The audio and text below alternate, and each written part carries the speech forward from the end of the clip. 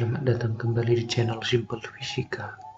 Kali ini kita akan membahas materi tentang momentum dan impuls, yang mana subtopiknya pengertian momentum dan impuls, lalu tumbukan, hukum kekekalan momentum, koefisien restitusi, jenis tumbukan. Mulai dari pengertian momentum dan impuls. Untuk momentum itu, pengertiannya adalah kesukaran untuk benda tersebut dihentikan. Jadi, benda yang bergerak tentu memiliki massa dan kecepatan, yang mana kecepatan itu adalah besaran vektor, sehingga momentum ini sendiri pun pasti merupakan besaran vektor. Jadi, kalau ini besaran vektor, ingat kembali pembahasan kita tentang vektor. Semua cara perhitungan itu berlaku untuk momentum ini, karena momentum ini adalah besaran vektor. Sekarang kita lanjutkan. Jadi rumus momentum itu adalah M kali V, yang mana M-nya itu massa, V-nya itu kecepatan, B-nya itu momentum. Satuannya sudah ada di sini, supaya setara perhatikan semuanya ya. Lalu berikutnya impuls, di mana impuls ini pengertiannya adalah perubahan momentum. Jadi I itu adalah impuls akhir kurang I itu adalah momentum akhir kurang momentum awal, yang mana kalau nanti kita hitung masukkan dia, hasilnya juga sama dengan F kali delta T.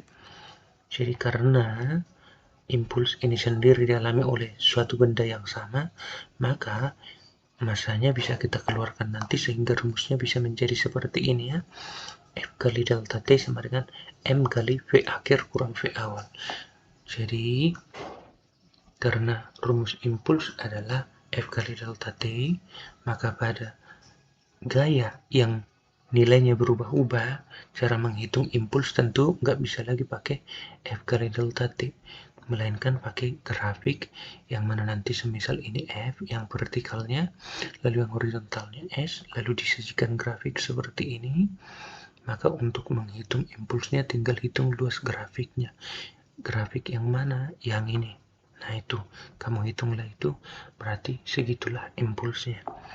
Sekarang, bila disajikan pada grafik gaya terhadap waktu, biasanya kita bisa menghitung berapa nilai dari kecepatan akhirnya.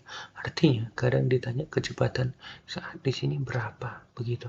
Atau bisa jadi ditanya kecepatan saat di sini berapa. Nah, seperti itu ya. Kita lanjutkan.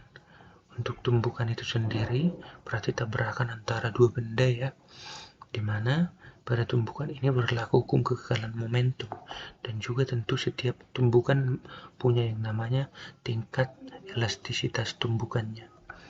Jadi setelah terjadi tumbukan, kedua benda akan mengalami impuls yang berlawanan, nanti saling berlawanan, yang mana artinya I1 sama dengan minus I2.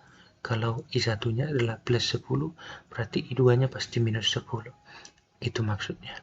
Nah, sekarang kita lanjutkan. Hukum kekekalan momentum. Maksud dari hukum kekekalan momentum itu sendiri adalah, jadi momentum total sebelum tumbukan pasti sama dengan momentum total sesudah tumbukan. Jadi P1 ditambah P2 sama dengan P1 aksen tambah P2 aksen. Totalkan kedua momentumnya, momentum sebelum ini, momentum sesudah ini. Kita lanjutkan. Nah, konsep ini juga tak hanya berlaku pada tabrakan ya, tapi berlaku juga pada ledakan benda yang terpisah, atau semisal ada orang naik perahu, tiba-tiba orangnya lompat dari perahu, itu juga berlaku. Kita masuk ke koefisien restitusi, yang mana koefisien restitusi ini sendiri adalah koefisien ataupun nilai indikator seberapa elastis tumbukan itu. Jadi perbandingan, nah koefisien restitusi E rumusnya adalah perbandingan negatif selisih kecepatan sesudah dengan selisih kecepatan sebelum. Dengan nilai E itu biasanya antara 0 sampai dengan 1. Berarti kalau 1 dia nanti, nah namanya apa? Kalau 0 namanya apa? Sekarang kita masuk ke jenis-jenis tumbukan. Mulai dari yang pertama, tumbukan lenting sempurna.